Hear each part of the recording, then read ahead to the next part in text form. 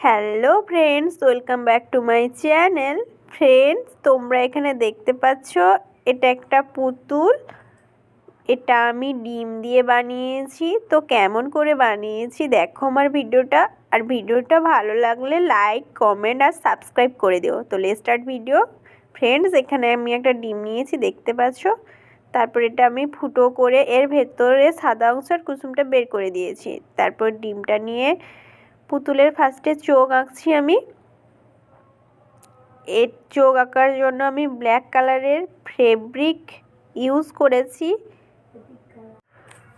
Friends, একটা পেনের সাহায্যে আমি এইভাবে চোখ এঁকে নিচ্ছি ব্ল্যাক কালারের ফেব্রিক দিয়ে। তোমাদের কাছে লুতি থাকলে তোমরা সেটা দিয়ে আঁকতে পারো।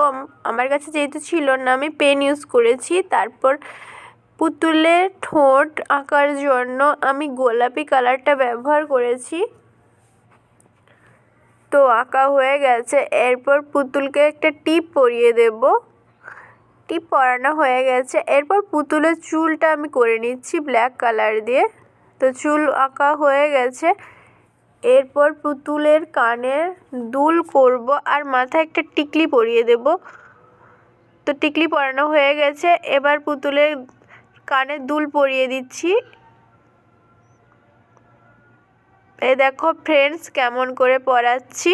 এইভাবে তোমরা দুটো কানে করে নেবে। আমি দুটো কানে এইভাবে সেম টু সেম ভাবে করে নিয়েছি কানের স্টাফ।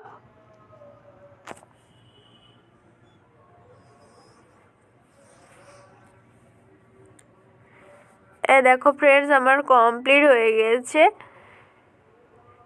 এরপর আমি A4 সাইজের একটা পেপার নিয়েছি। এটাকে আমি মুড়িয়ে নিয়েছি পান পাতার মতো।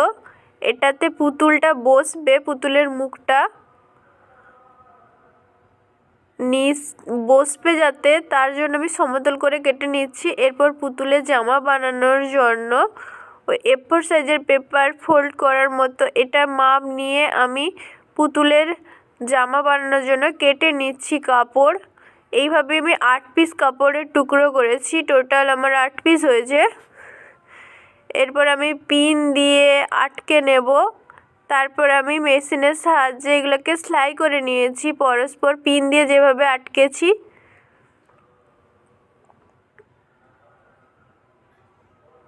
দেখো ফ্রেন্ডস, আমি মেশিনের সাহায্যে সেলাই করে নিয়েছি।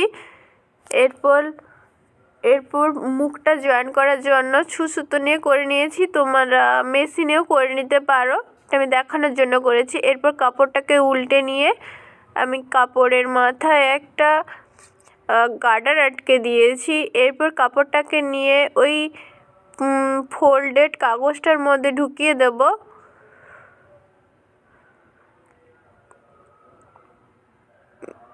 এরপর পুতুলটার মুখটা নিয়ে কাপড়টার মধ্যে ঢুকিয়ে দেব। তারপর মাথায় একটা ওড়না চাপিয়ে ওড়নার শেষ প্রান্ত দুটো গলার কাছে আটকে দিয়েছি। আর পুতুলের ঘোমটাটা যাতে পড়ে না যায় তার জন্য ফেভিকল দিয়ে আটকে দিয়েছি। ফ্রেন্ডস দেখো।